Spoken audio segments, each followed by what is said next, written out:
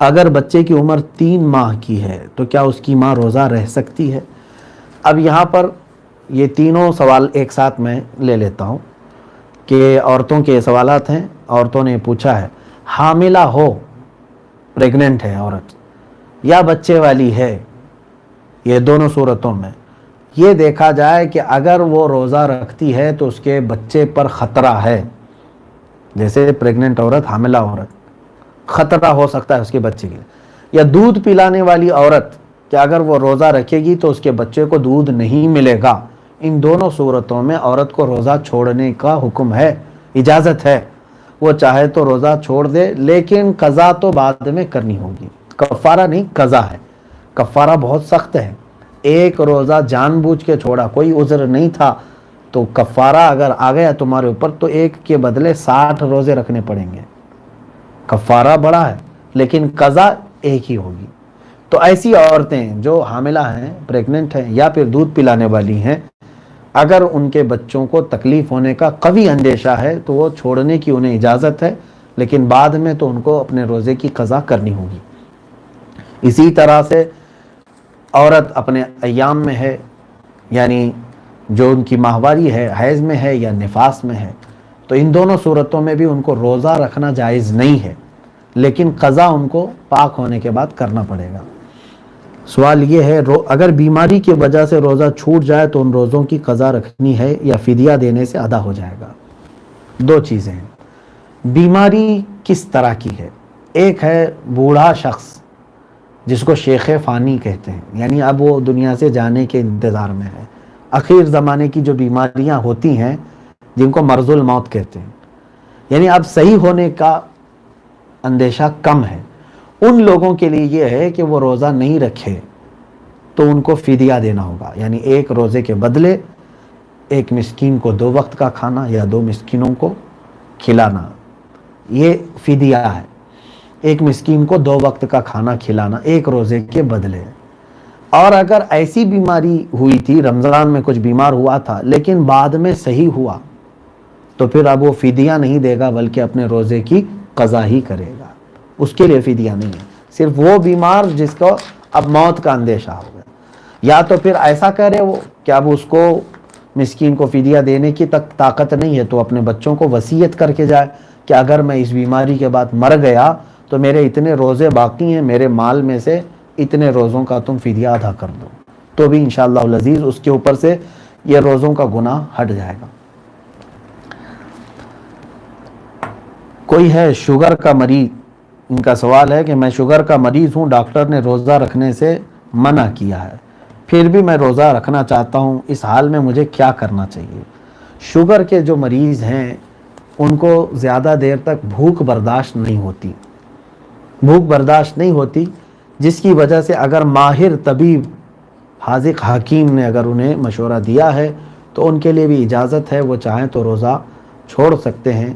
اور اگر صحیح ہونے کا اندیشہ ہے، طاقت ہو سکتی ہے بعد میں، تو قضا کریں، نہیں تو پھر وہ اپنے روزے کا فدیہ ادا کریں گے. اپنی جان کو جوخم میں ڈالنا، اپنے آپ کو ہلاکت میں ڈالنا شریعت اس کی اجازت نہیں دیتا. یعنی ایسی بیماری تھی کہ روزہ نہ رکھنے سے آپ کی جان محفوظ ہو سکتی تھی، پھر بھی آپ نے زبردستی روزہ رکھا تو پھر آپ نے اپنے آپ کو ہلاکت میں ڈال دیا. اس کا حکم اللہ تعالیٰ نے نہیں دیا ہے.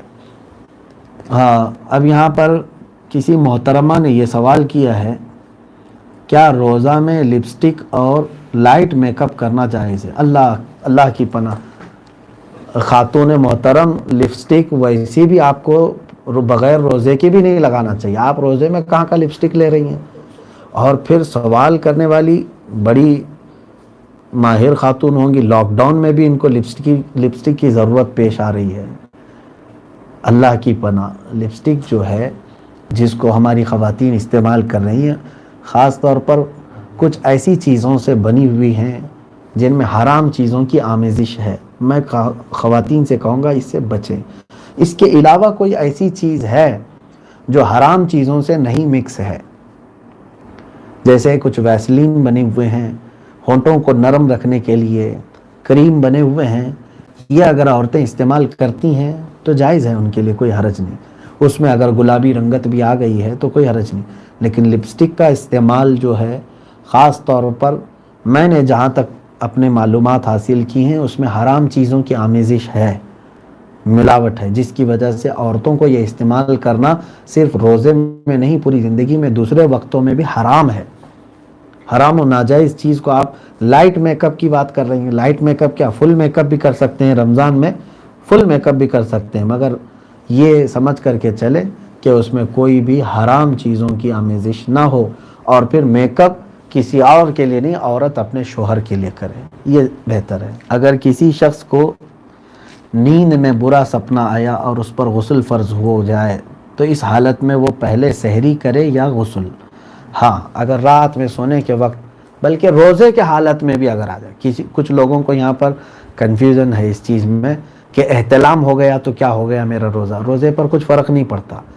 یہ بات یاد رکھیں کہ احتلام جو ہے وہ آپ کے اپنے اختیار سے نہیں ہوتا، سوئے تھے بغیر اختیار کے، جیسے چھینک آ گئی، چھینک کیا آپ چاہ کر کے چھینک سکتے ہیں؟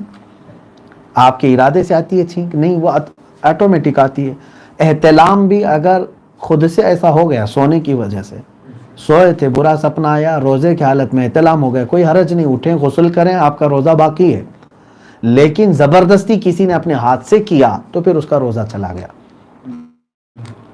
خود سے اگر کسی نے یہ کام کیا، معاذ اللہ رب العالمین، اس کو ملعون کہا ہے حدیث پاک میں، اس کا روزہ چلا گیا۔ اب یہاں سوال یہ ہے کہ رات کے وقت اگر ایسا ہوا ہے اور سحری کے وقت وہ بیدار ہوا، اس نے دیکھا کہ میرے اوپر غسل واجب ہے، چاہے وہ مرد ہو یا عورت ہو، اب دیکھے کہ ٹائم اتنا ہے کہ سحری کرنے کے وقت تک میں غسل کر کے آؤں تو ٹائم چلا جائے گا، میرا کھانا پانی بھی رہ جائے گا، تو اس کے لیے حکم یہ ہے کہ وہ کلی کر لے، اچھی طرح سے کلی کر لے، اور اس کے بعد وہ سحری کر لے، کھانا کھا لے، سحری کرنے کے بعد غسل کرے اور پھر نماز پڑھے، کوئی حرج نہیں۔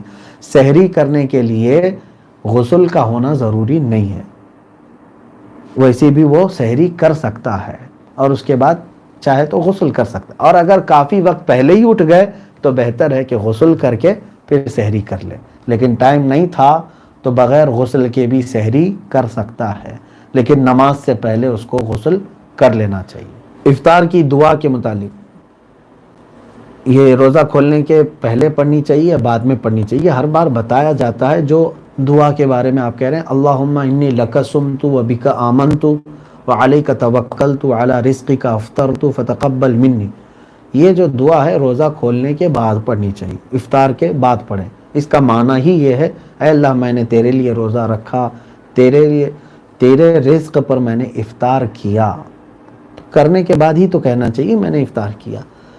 ایک چیز یہاں پر اور بھی میں بتا دوں، نیت جو روزے کی ہم کرتے ہیں، نویت ان اصوم غدا للہ تعالی، تو یہ لوگ سمجھتے ہیں کہ فرض ہے، واجب ہے، پڑھنا واجب نہیں ہے، دل کے ارادے کا نام نیت ہے۔ سحری کرنے کے وقت آپ نے دل میں ارادہ کر لیا کہ میں آج کا روزہ رکھ رہا ہوں، بس وہ نیت ہو گئی آپ کی، زبان سے کہہ لینے میں افضل ہے، ثواب ہے، لیکن وہاں پر ایک لفظ استعمال ہم کرتے ہیں غدن، نویت ان اصوم غدن للہ تعالی، تو یہ اگر سحری کے وقت کر رہے ہوں تو غدن کا لفظ کہیں، پھر اگر فجر کی نماز کے بعد پڑھ رہے ہوں آپ تو الیوم کا استعمال کریں، غدن کہتے ہیں کل کو، نویت ان اصوم غدن کا مطلب ہوا میں نے نیت کی کل کے روزہ رکھنے کی، تو کل تھوڑی نہ ہے، فجر کے بعد جب آپ کہیں گے تو یوں کہیں گے نویت ان اصوم الیوم، میں آج کے روزے کی نیت کیا، تو الیوم غدن اس میں فرق کریں۔ اس سے بہتر ہے کہ آپ اردو میں نیت کر سکتے ہیں کہ اللہ میں نے آج کے روزے کی نیت کر لی، تو میرا روزہ قبول فرما لے، بس آسان ہے یہ آج کے لیے۔ اور بھی کچھ عورتوں کے مسائل ہیں، انشاءاللہ العزیز کل عرض کرنے کی کوشش کروں گا۔ اللہ تبارک و تعالی ہم سب کو علم نافع عطا فرمائے، علم نور عطا فرمائے۔ وآخر دعوانا ان الحمد للہ رب العالمین۔ السلام علیکم۔